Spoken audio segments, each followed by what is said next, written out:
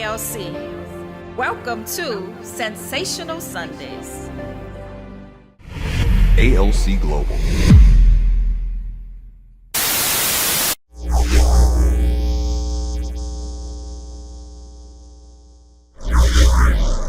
First of all, I want to get you out of the mode of listening. You're about to listen to a sermon. And if you're not used to it, you are not about to hear a sermon. I don't preach them. I try not to every night. Well, Easter may have been a little bit of one, but I stay away from them because it is something that it's preaching at someone. Someone asked me a question this week, and even several weeks and months ago, they've been asking a particular question, and this question was this: aren't you a preacher? And so when that question is asked of me, my mind almost goes into this blank kind of, I don't know how to answer it anymore. Not like I used to. I would say, well, yeah. And now it's kind of, well, yeah, sort of. So what are you denying your calling, Dr. Ed? Well, no, I was not called to be a preacher. I was called to be me. That's my calling. Preaching is something that we do based on your definition of what it is. Because when we don't do it, you may say, well, he taught. He didn't preach. He taught. Or you may say, well, you sure did preach this morning. Well, no, he didn't preach this morning. No, so it's all in, it could be objective, it could be subjective. It's all according to how you think of things. So my job is to get into this thing and deal with this and get you out of this thing as fast as I can today, so that South Carolina can do what they're going to do.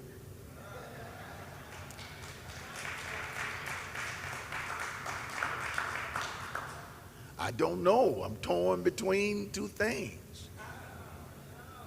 And so but more than anything, we are in, just like those games, everything we're dealing with, we are in transformation. Our world is in transformation. I was talking to another pastor, and I was saying, if you've been listening to what they've been talking about concerning the eclipse, and his answer was, oh man, I don't do nothing. I don't want to talk about all that stuff. Ain't nothing but a bunch of stuff. So what? I said, well, you need to get into something. You need to look at some of this stuff. Well, I'm not into all of that. Into all of what? Into the eclipse and all that. I'm not into all that.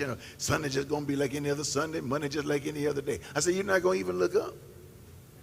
You're not going to even get some of the glasses? No, I'm not into that. And I said, okay, that's fine. I said, but you do know it's happening right so near us. It's like the whole center, what they call the center of this eclipse is going to be in Kerrville. And so you don't know what I-10 going to look like tomorrow. Because there are some people say, why would that be a thing? Over 100,000 people have booked places in Kerrville.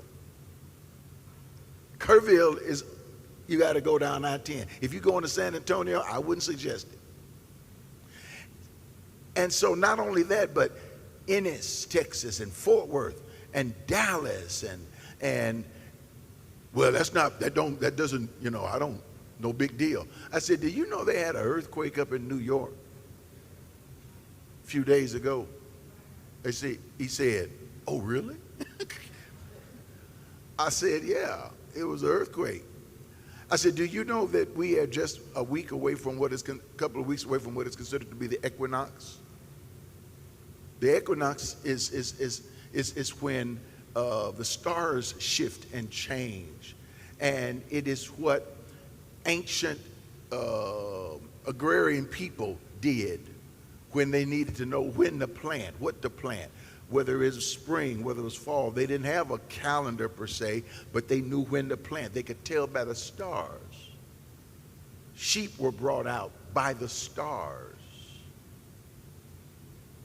Ancient people understood things by the stars. Now, don't get me wrong. If you're saying, well, what is he into? Don't think ahead of me, because I don't allow my life to be guided by celestial bodies.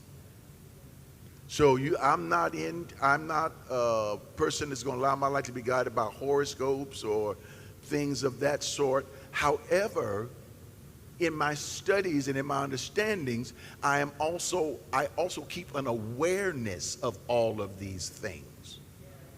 Anyone that would discard it, we don't believe that, that comes from European theological thinking, to discard everything but what I say is true.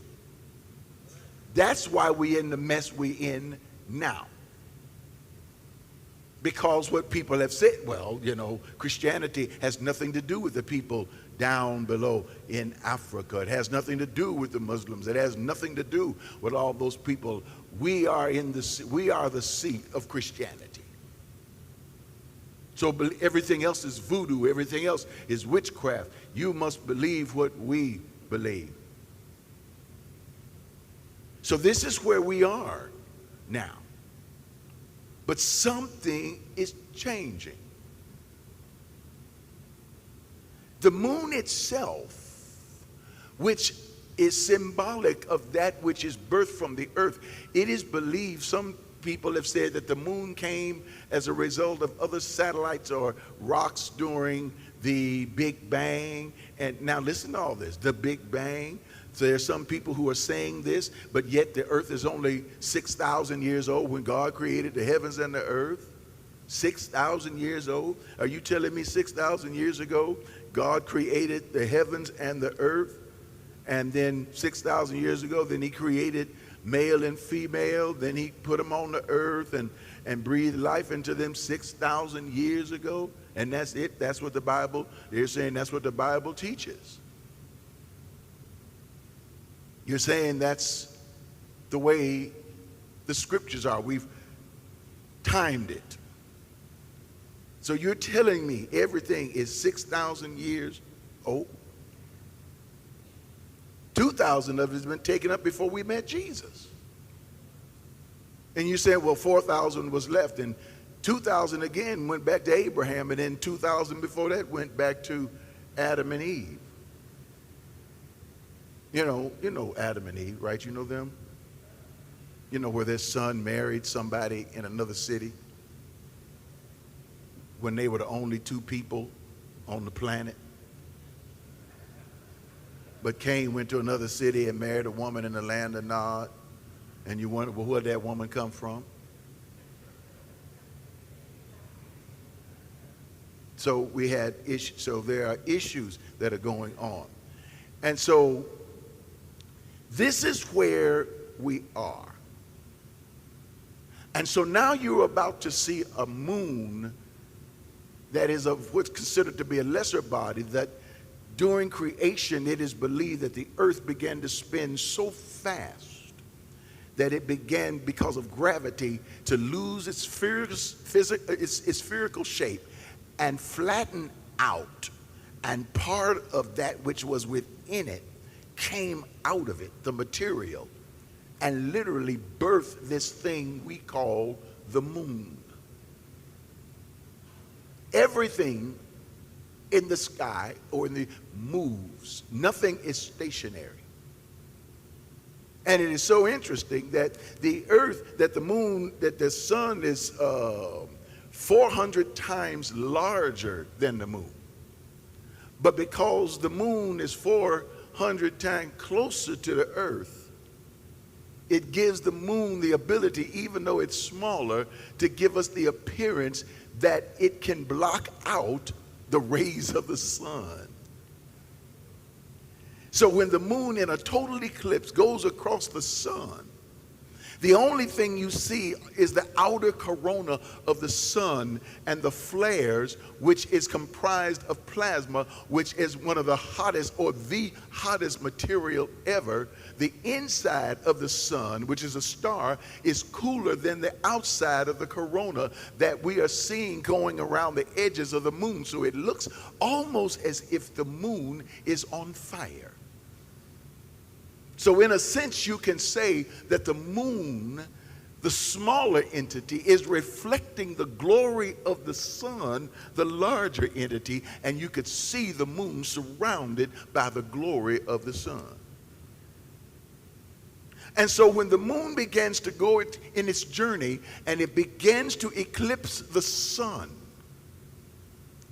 and it begins to darken, we will be in a state of what is considered to be darkness, totality, for longer than ever before, 4 minutes. The United States will never see this event again until 2045. When the population of the United States of America officially becomes more other than white. Now don't get nervous because I use the word white. Everybody is using the word white now. They're saying it on the news. You hear it, right? Don't you? You don't? No? Do you talk back to me?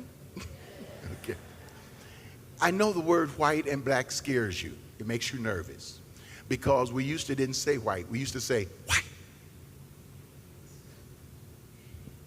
Don't let that make you nervous. We must understand these situations because this paradox is about to shift everything.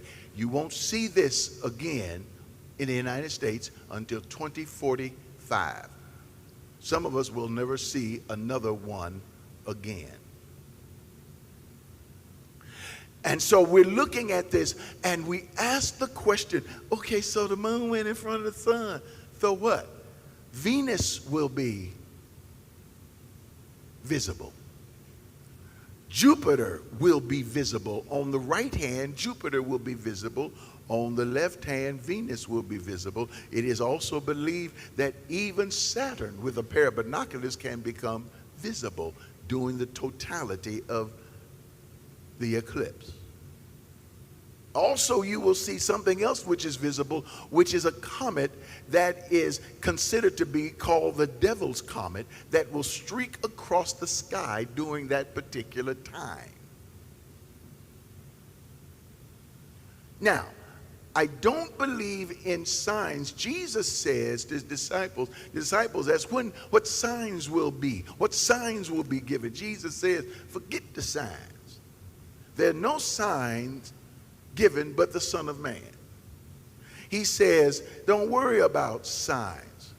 We don't get into signs. However, Jesus also says, when you see the sky is red, you know that it may rain, or you see the clouds, you know this may happen. We understand. We can see signs and symbols of things, and we can ask ourselves the question, I wonder what this means.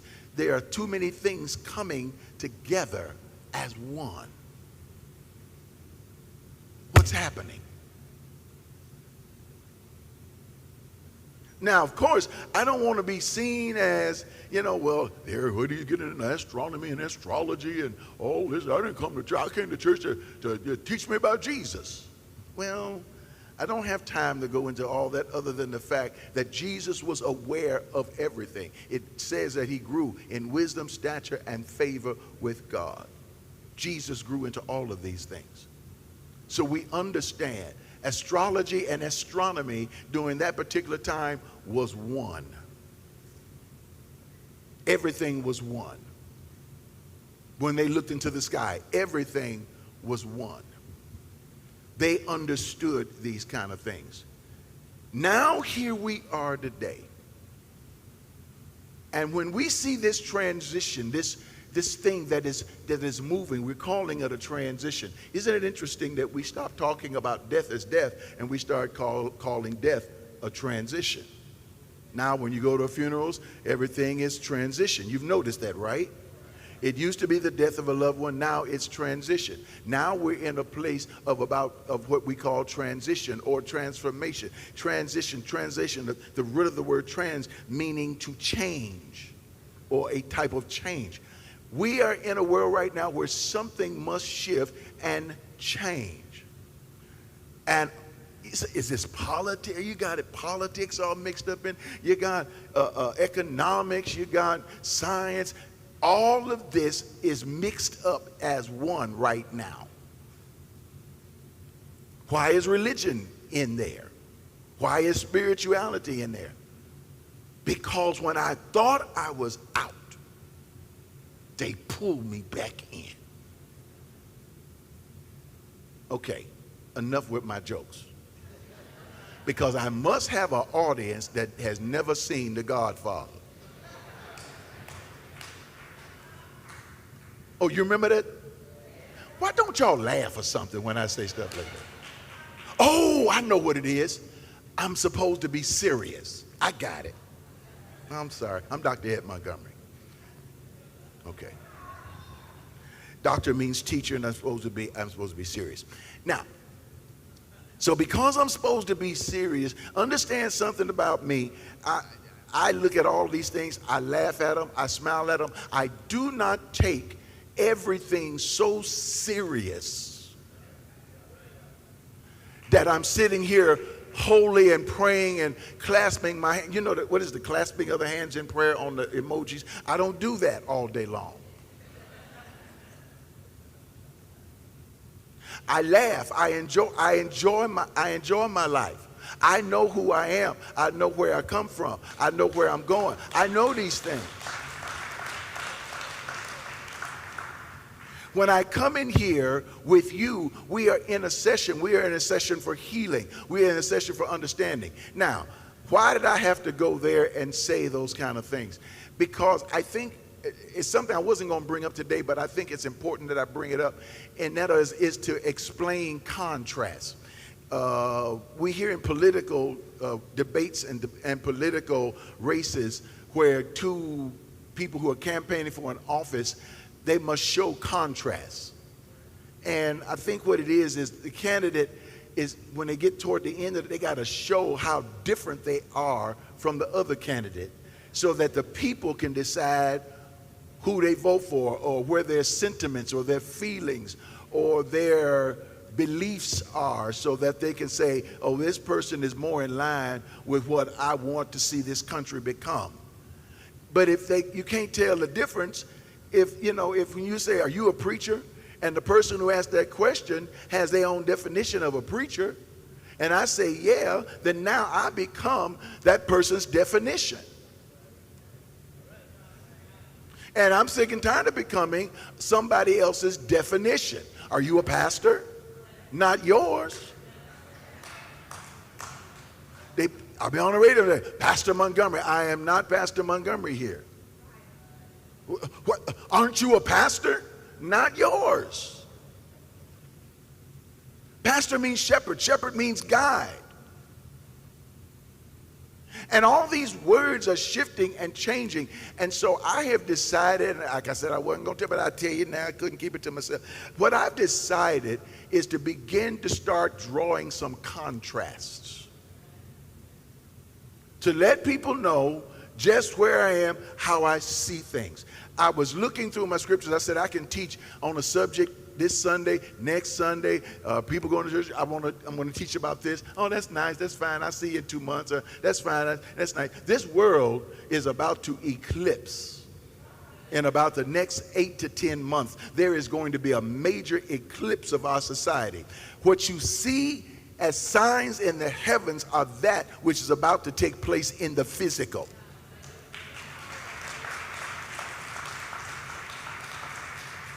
I haven't even got to the point yet. I'm not sure how receptive you are right now.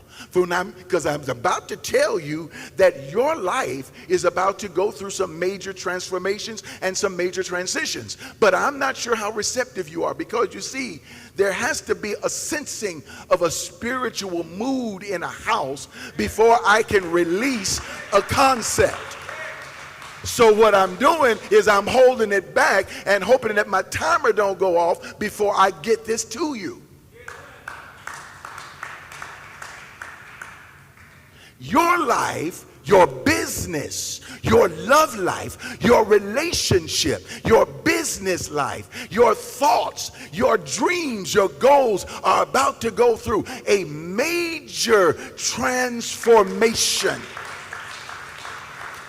Romans chapter 12, verse 1. I think I got a reader back there. Please read it for me.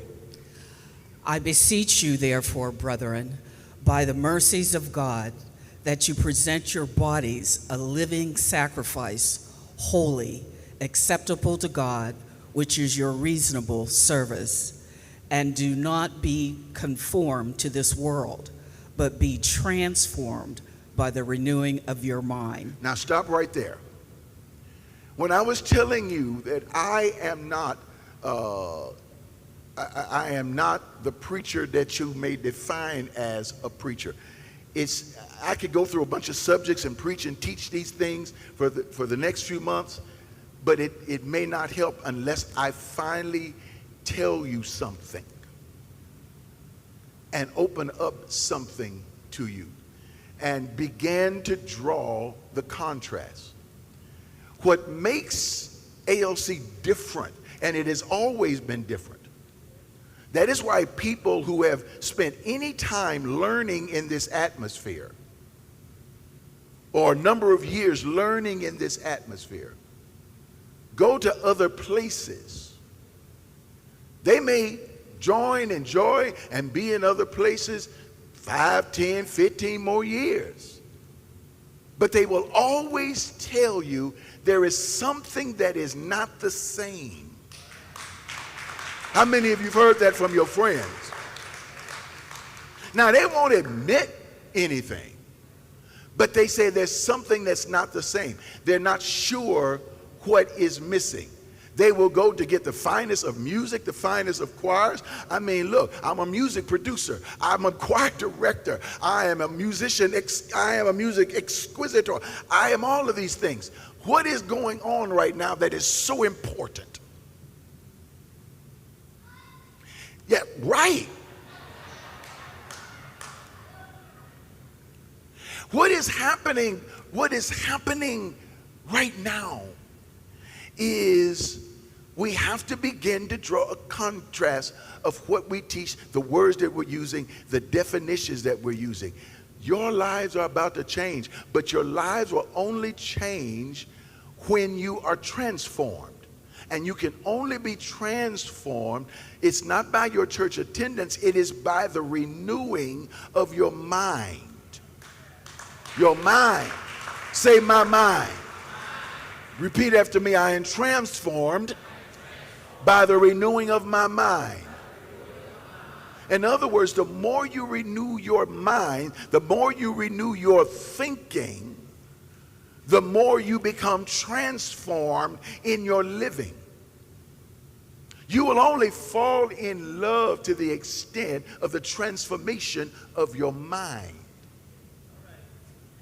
And you will only remain in love to the extent of the transformation of your mind. Or you may one day hear these words, you know, baby, we have not grown together. I've kind of outgrown, and I feel like I've grown, but you haven't grown. Why not? Because you haven't talked. You haven't communicated. And if you haven't communicated, there is a gap. Something has not transformed. I've had people go, well, you know, it doesn't matter what church you go to. You know, just go to a church. Your church doesn't matter what. And I used to say, that's right. That's right. I used to say it all the time. It's the biggest lie I have ever told over the years in my ministry. I've lied. I had to repent. Jesus help me. It does matter. I'll give you one example. In the world that we are living in right now, with all of the transition and the eclipses that are taking place, I tell people, I said, when you go to church, I said, especially around January or February, I said, is the church you're attending, does it have things where there's going to be classes on Black history? Well, yes, well, either the pastor's going to teach it during them Sundays, or else he's going to have it during Sunday school or whatever. I said, does your church teach Black history? Well, no, they don't. I said, why not? Because it's a predominantly white church. And they said, we don't teach this because it divides the people. So we're not about division, we're about Jesus. So you're going to have to ask yourself a question. Where am I? What am I learning? And how am I thinking? Because my thinking is going to affect my love life. It's going to affect my business. It's going to affect my money. It used to be we went to expand ourselves so that we could be in a place that will be better networking. You know what I'm saying, right? Well, there's more people here or more things here so we can network. I can network and get more business because pass out my cards because it's a lot of people, different races, different cultures, and I can network better and expand my finances. But had you transformed your mind, you would have remembered the arena theater and the stage of the arena theater. Some of you say, what? When you stand on the stage of that arena theater over the years, you stand there. I made a mistake when we had a church service there one Easter. And I was standing on there, and it was going around, and I was walking the stage like I normally do.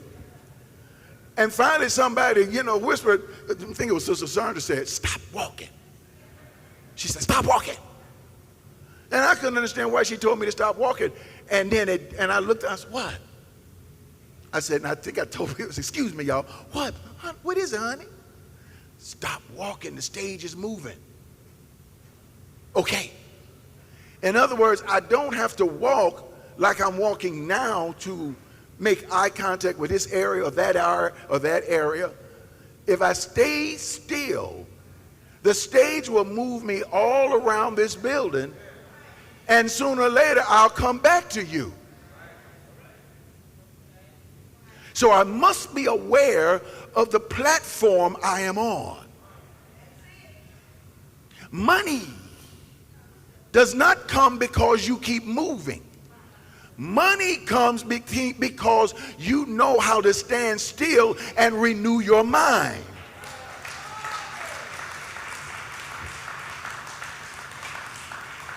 Money can't come to you if you keep walking from here to over there and the stage of the world is moving. The earth is revolving. The sun is moving. The moon is moving. Even the moon will tell you, just wait and it will be my time to cover up the sun. My time is coming.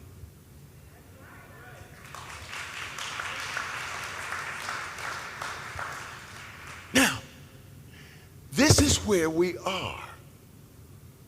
This is how we think.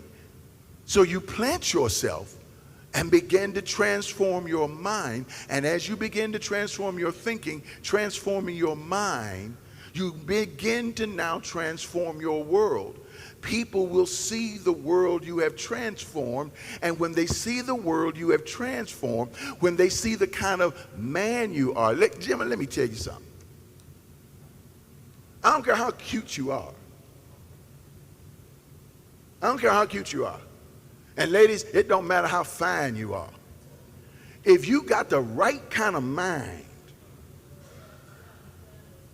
you can just reach your finger and say, come here. And they will, Why? Because of the way you think. Because of the way you talk, because of the way you converse. You don't have to be the brightest crayon in the box. You just have to know who you are. That's all. I don't need to network as much as I need to network myself and strengthen my nets. That's where Jesus found Peter. When Jesus found Peter, he asked Peter, where you been? Peter said, I've been out there fishing all night long and caught nothing. What was Peter doing? He was mending his nets. Jesus sat there and waited on him to finish mending his nets. Why did Jesus wait for him to mend his nets? So he needed fixed nets, because what Jesus was about to do was going to require fixed networks. Our people do not have fixed and strong networks. And there's a reason. Texas, why are we in the political situation we're in? Because the voting network is not fixed. The nets are broken. Louisiana, what's the problem? 15% of the people who are registered voted black people. 15%, and they could have put a whole daggone governor out.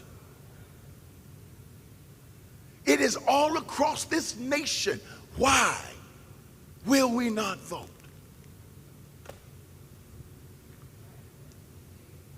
Hasn't that crossed your mind?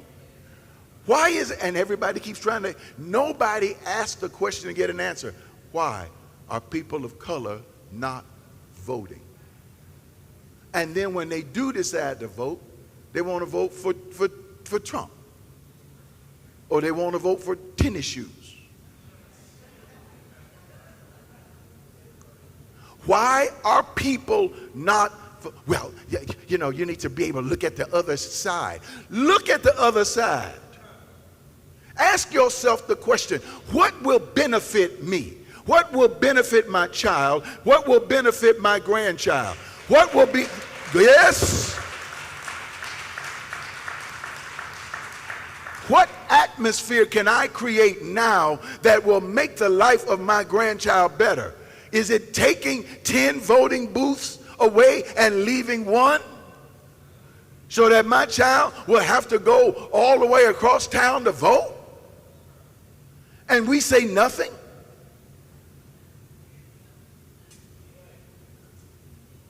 What are you learning in church now?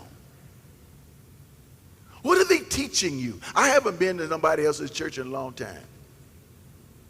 They won't let me in.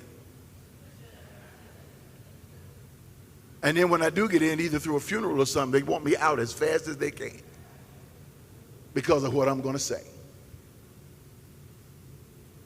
I've had people online, I've watched them. We had 20 people saved this morning, 50 people saved this morning. We had 100 people saved this morning. I just had a big conference and we had 500 people saved today. And then we clapped, 500 people got saved. You've been in this long as I have, some of you. You tell me what that means. It's not worth the paper it is written on. Those 500 people got saved. When did those 500 people come back?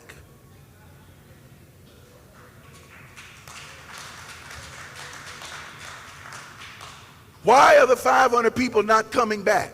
Because the definitions are wrong. The transition has not taken place. Jesus never told his disciples to get folks saved. It is not in the Bible. He said, make disciples of all nations. He never said, accept me as your personal Savior. I'm drawing a contrast now so you'll know where you are, so you can make up your mind if you're going to stay here or be somewhere else. I'm getting ready to tell you, he never told us to accept him as our personal Savior. He said, follow me. Well, Lord, where do you live? Come see. Well, Lord, I got to go bury my father. He said, let the dead bury the dead. Follow me. He kept telling them to follow him. Peter, all these fishes, Lord. Wow. Jesus said, come on, go with me. Peter says, Lord, I'm a sinner. I can't go with you. I'm a sinner. Isn't it interesting that sinners follow Jesus? Jesus looks at Peter and says, brother man, you've been fishing for fish. I'm going to teach you how to fish for men. Do you know what that means? I'm going to teach you how to fish for human beings. I'm going to teach you how to fish for the human soul. I'm going to teach you how to transform the human soul. Follow me. Don't just give your life to me. Follow me. And as you follow me, as the old folk used to say, he gets sweeter and sweeter as the days go. Y'all don't remember this stuff, do you? We didn't start getting all that, receive Jesus Christ your Lord and Savior, now you're saved, accept that. We didn't get that in our churches until Billy Graham showed up. Our churches were simple. Come join the church. Sit in the chair where the deacon is. Join the church. And we thought, well, that's okay, we did it. And well, what do I do now? Just join the church and come to choir rehearsal. Get on the usher board. Well, that don't help my salvation. And so the other side goes over and tells you, well, you know, you got to be discipled and you got to, let me teach you about this and teach you about that and teach. What they taught you was how to be good church members.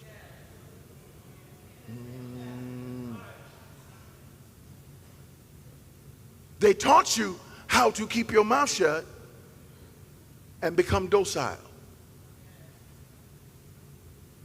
When you joined the church and you got on the usher board and the choir, them folk got on your nerves, didn't they?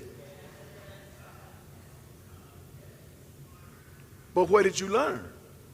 You learned to forgive. You learn how to go to the Lord and say to the Lord, Lord, they're getting on my nerves. It must be them. And then the Lord, you heard some voice, you don't know what it was, say to you, no, maybe it's you, baby. And then you stop saying, Lord, change folk. You start saying, Lord, change me.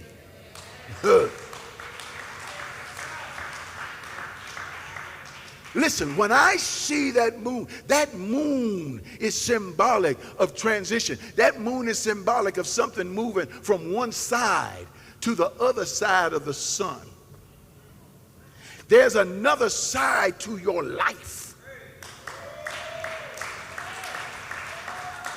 Take your business, hold it in your hands right here. Can you see it? If you can't see it, then you're going to stick with me a little longer over the next several weeks or months. Hold your business in your hand. Look at your buildings, look at your desk, look at your pen, look at your paper. Hold it in your hands and look at it and now say this to it. There is another side to you. Look at your money. See a few $10, $100 bills in there. See your checking account. See what you have. See a business that you pushed up under the bed you haven't worked on and I don't know when. Pull it out. Look at it and say there's another side of you. A transition is about to take place. The moon is moving to the other side. How is this going to happen? As I begin to change the contrast of preachers and preaching and let you know, here is what I'm talking about. It is about knowing who you are. Every day of your life, getting up in the morning and say, I am the prosperity of God. I am the abundance of God. I am the image of Jesus Christ on this planet. Start talking to yourself and your image. If they tried to take your image, what must your image be? Let me break in here for a second. I want to tell you a little secret. There is something I used to do. It was commodity trading. And they used to have something on the list called winter wheat. I never knew what it was, never paid any attention to it because in my northern background, all I saw in the winter was hard ground, snow. How could anything grow? Well, I learned different. I learned that winter wheat was something that was planted around the fall, around September, October. And when it was planted, they didn't just throw the seed out there on the ground. Of course, it would be too hard. But they drilled down into the earth and almost like planted them one by one. Now, when the snow came and the winter came, it would go dormant. But when the spring came, it would come up again. And they would harvest it around that time. Winter wheat. In other words, there are things in our lives that we plant in times when people think they won't grow. There's a number 9 that I believe symbolizes finality. It symbolizes harvest. It symbolizes the end of something like 1, 2, 3, 4, 5, 6, 7, 8, 9, and then 10, you start all over again. This is 2024. 2, 2, 4 equals 8. New beginnings. But watch this. You can plant during the new beginnings, but you can't eat the harvest until later. When you plant something, it takes time. Sometimes it's dormant. Sometimes there's a winter. Sometimes you feel like everything is shut down, just like the earth is shut down in the winter. But you know what? Spring is coming. A different kind of growth is about to take place. So what you thought was not going to happen is going to happen. It's a seed that you plant in the earth. The seed and the need. The need is in the seed, and the seed is in the need. So whatever it is that you need, and whatever needs you see around you, plant it. It might be $9.90. It might be, for those of you who have it, and people have it, it might be $90.90, or it might be $99.90, whatever. Put a 9 in that offering. It might just be $9. Whatever it is, take the time. Plant it now. You can call the number. You can text to give. People love it. 713-742-2035. That's 713-742-2035.